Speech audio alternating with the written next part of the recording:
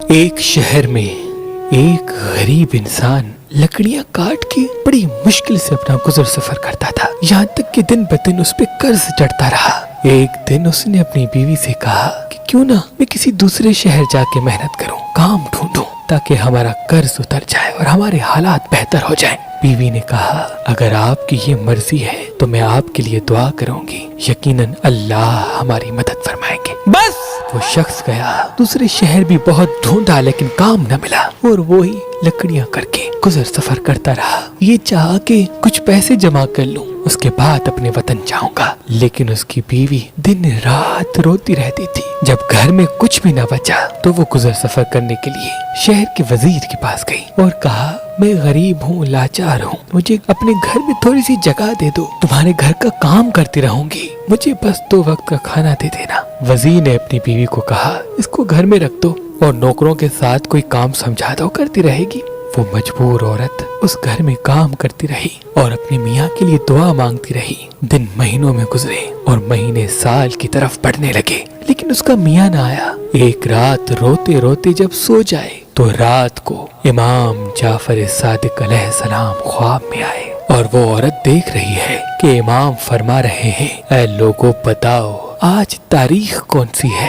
امام کے ساتھ جو امام کے چاہنے والے تھے ان میں سے کسی نے کہا آج 22 رجب ہے۔ امام نے کہا یاد رکھنا جب کوئی ہمارا چاہنے والا اس رات خلوص دل سے ہماری نظر دلائے اور اللہ سے ہمارے صدقے کوئی دعا مانگے تو اللہ وہ دعا رد نہیں کرتا۔ بس یہ سننا تھا۔ عورت کی آنکھ کھل گئی، فجر کا وقت تھا، وہ دیکھے تو وہ رات 22 رجب کی تھی۔ وہ صبح اٹھ کے امام جعفر صادق علیہ السلام کے نیاز کی جستجو میں لگ گئی، نیاز کیا، دعا مانگی۔ یہ عمل چل ہی رہا تھا، وہ نیاز بانٹ ہی رہی تھی کہ وہاں دور جو بے وطن اس کا میاں تھا وہ لکڑیاں کر رہا تھا۔ لکڑیاں کرتے کرتے ایک مرتبہ کلہاڑی جب درخت کو مارے تو جیسے ہی درخت گرا اس کی جڑوں میں ایک خزانہ چھپا ہوا تھا۔ وہ خزانہ دیکھ کے خوش ہونے لگا اور اللہ کا شکر کر کے خزانہ لے کے اپنے گھر واپس آ گیا۔ اپنی بیوی کو لے کے ایک شاندار محل بنایا اور دونوں خوش رہنے لگے۔ پھر بیوی نے میاں کو بتایا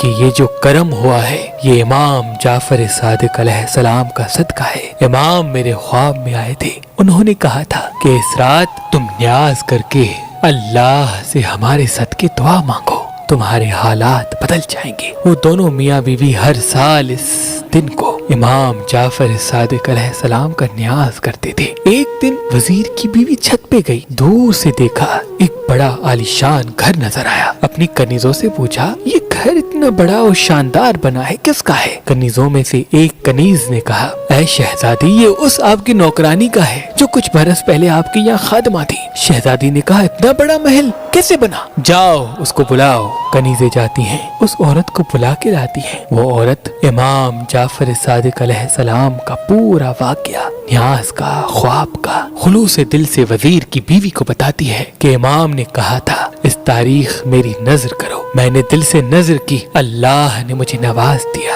وہ دل ہی دل میں کہنے لگی اس سے بڑا جھوٹ میں نے کبھی نہیں سنا، یقیناً اس کے میاں نے کہیں سے چوری کی ہوگی اور یہ کہانیاں بنا رہی ہے۔ وہ عورت چلی گئی لیکن وزیر کی بیوی کے دن بدلنے لگے۔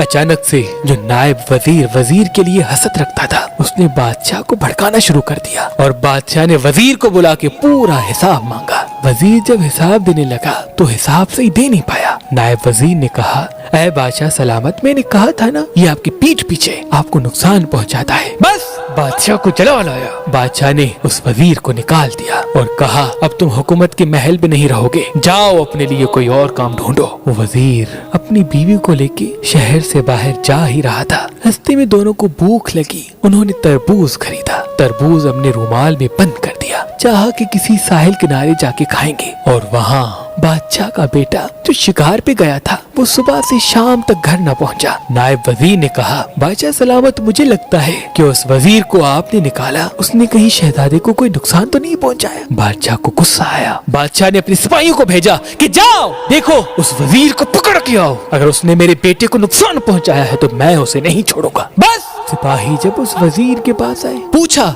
कि शहजादा कहाँ है। उसने कहा मुझे क्या मालूम। बस उस वजीर और उसकी बीवी को बादशाह की खिदमत में पेश किया। बादशाह ने कहा ये रुमाल में क्या बांधा हुआ है। उसने कहा तरबूज है। बादशाह ने कहा खोलो। जैसे ही उसको खोला गया तो उसमें शहजादे का सर था। बादशाह की आंखों में खून उतर आया। बादशाह ने कहा इस वजीर और उसकी बीवी को कैद करो, सुबह दोनों के सर को तन से जुदा कर देंगे। वजीर रोता रहा कि मैंने कुछ नहीं कहा, लेकिन बादशाह ने कुछ न सुना। बस जब कैद खाने में दोनों रो रहे थे, वजीर कहता रहा अचानक से इतना सब कुछ बुरा क्यों हो गया मेरे साथ। यकीनन मुझसे कोई गुनाह हुआ है जिसकी ये सजा है। इतने में वजीर की बीवी रोने लगी और रोकर कहने लगी बुरा तुमसे नहीं बल्कि मुझसे हुआ है। तुम्हें याद है हमारे यहाँ एक नौकरानी थी, वो कल मेरे पास आई थी। आज वो शहजादी की तरह रहती है। मैंने पूछा ये पैसे कहाँ से आए। उसने मुझे बताया कि इमाम जाफर सादिक अलैहिस्सलाम ख्वाब में आए और उन्होंने कहा मेरी नजर दो और फिर हमारे सदके दुआ मांगो,